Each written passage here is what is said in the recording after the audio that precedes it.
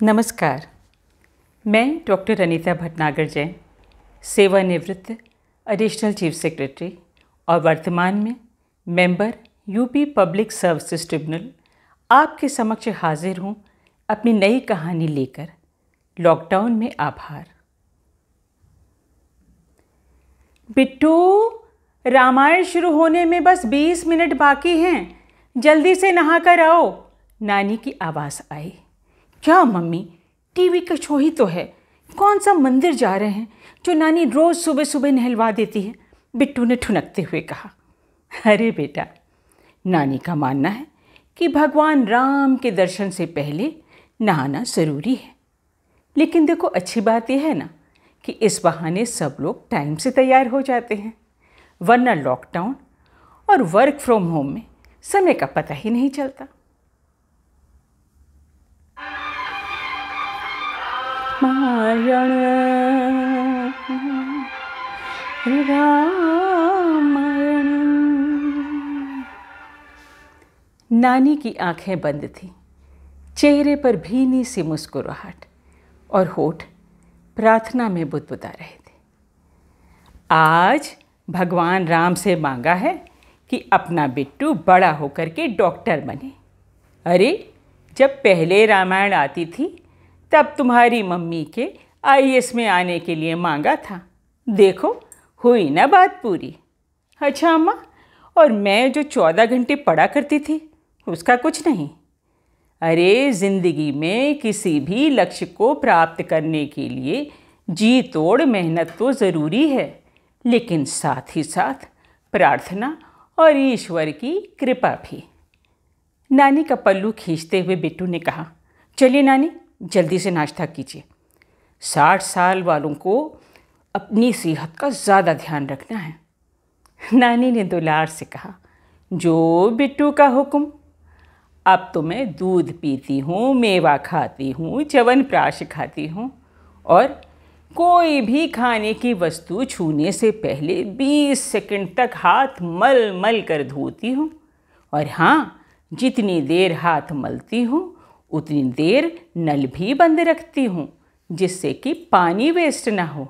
अब तो नानी सुपर गुड गर्ल हो गई ना। अम्मा, आप बच्चों को ऑनलाइन प्राणायाम का क्लास करा दीजिए, मुझे ज़रा जल्दी से लंच बनाना है। अरे भाई, ये आजकल के ऐप मेरी समझ में नहीं आते, मैं ठहरी पुराने ज़माने की। अच्छा अम्मा, मैंने आप ही से तो सीखा है कि अगर दृढ़ इच्छा शक्ति हो तो कोई भी काम असंभव नहीं है, मम्मी ने छेड़ते हुए कहा। देखिए, बस एक ही लिंक ही तो प्रेस करना है। कोयल जैसी मीठी निर्मल आवाज़ में इंस्ट्रक्टर कह रही थी, जीवन एक यात्रा है, पहली सांस से आखिरी सांस तक।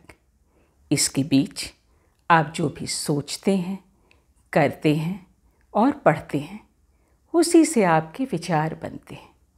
एक लंबी गहरी सांस लीजिए और धीरे धीरे सांस छोड़ते हुए महसूस करिए कि आपके अंदर से सब तनाव निकल गया है। मान गए भाई आजकल की पढ़ाई को, नानी ने कहा। हाँ नानी, मुझे भी लगता है जैसे मेरे अंदर की सारी टेंशन निकल गई हो और मुझ में खूब एनर्जी आ गई हो, और अब मैं जो कुछ भी याद करूँगा सब आसानी से याद हो जाएगा, बिट्टू बोला। मम्मी किसी से फ़ोन पर बात कर रही थी।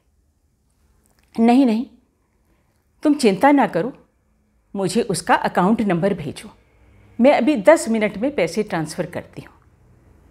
ये उधार नहीं है, मेरी तरफ से गिफ्ट समझो, और तुम्हारी तनख्वाह भी शाम तक अकाउंट में भेज दूँगी। तुम लॉकडाउन में नहीं आ पाई तो क्या हुआ? पता चला लक्ष्मी का फ़ोन था, जो घर में खाना बनाने का काम करती थी। उसकी बहन धारावी में रहती थी। उसका पति दैनिक मजदूर था, जिसे रोज़ शाम को मजदूरी मिलती थी। 15 दिन से वो घर पर था। 1 हफ्ते से घर में चूल्हा नहीं जला था, और उनका 2 साल का बच्चा, जो खून की कमी के कारण बीमार था, उसकी दवा के लिए पैसे भी नहीं थे। ये धारावी कहाँ है? नानी ने पूछा। अरे नानी, एशिया का सबसे बड़ा स्लम है। वो गली बॉय फिल्म में गाना नहीं था, अपना टाइम आएगा? बिट्टू बोला। पापा बोले, इतनी तंग गलियों में छोटे छोटे मकान हैं, एक एक कमरे में 10 लोग रहते हैं और उनके बीच में एक टॉयलेट, और कहीं तो वो भी नहीं। कहते हैं कुछ लोग तो शिफ्ट में सोते हैं जब दूसरे लोग बाहर काम करने जाते हैं। हाँ अम्मा, धारावी में अनेक पेशे के लोग रहते हैं। घर में काम करने वाले, खाना बनाने वाले, कूड़ा उठाने वाले, ड्राइवर, छोटे छोटे उद्योग वाले। अरे अगर मुंबई में ये ना हो तो बहुत से घरों के परिवारों में आराम से काम ना चल पाए, मम्मी ने भावुक होते हुए कहा। पापा ने लैपटॉप से सर उठाया। और हमारे यहाँ लोग इतने बड़े बड़े घरों में रहते हैं और हर वक्त दुखी रहते हैं। अरे भाई, आप अपने घर में फंसे नहीं हुए हैं, आप अपने घर में सुरक्षित हैं, महफूज हैं। और अगर आप मास्क लगाएंगे तो अपने को भी बचाएंगे और दूसरों को भी इन्फेक्शन से बचाए रखेंगे। अगर हम रोज़ 2 मिनट इस बारे में ख्याल करें कि हम किन चीज़ों के लिए आभारी हैं तो हम ज़्यादा प्रसन्न रह सकेंगे, नानी ने कहा। अच्छा नानी, लॉकडाउन में क्या अच्छा है जिसके लिए हम आभारी हों? बिट्टू ने पूछा। नानी ने हंसते हुए कहा, अरे सोचो, घर है तभी तो लॉकडाउन हो पाएगा।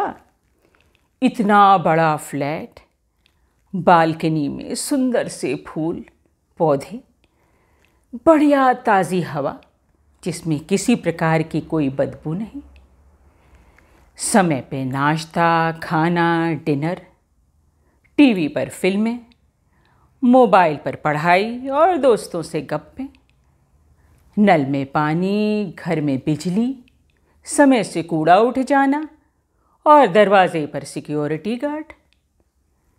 और सबसे अच्छी बात तो ये है बेटा कि अब परिवार के साथ ज़्यादा समय मिल रहा है। अब तो मम्मी और पापा भी घर से ही काम करते हैं। बेटा सोचो तो बहुत बहुत लंबी लिस्ट है। हाँ माँ, मन में आभार हो तो जो है वो ज़रूरत से ज़्यादा लगता है, मन को संतोष मिलता है। वैसे खुश रहने के लिए बहुत ज़्यादा की ज़रूरत नहीं होती। ये कहते हुए मम्मी की आंखों में खुशी के आंसू आ गए। अगर आपको ये कहानी अच्छी लगी है तो कृपया इसे लाइक कीजिए और सब्सक्राइब कीजिए, जिससे कि मेरी भविष्य की कहानियाँ आप तक निःशुल्क पहुँच सकें। नमस्कार, अपना ध्यान रखिएगा और सुरक्षित रखिएगा।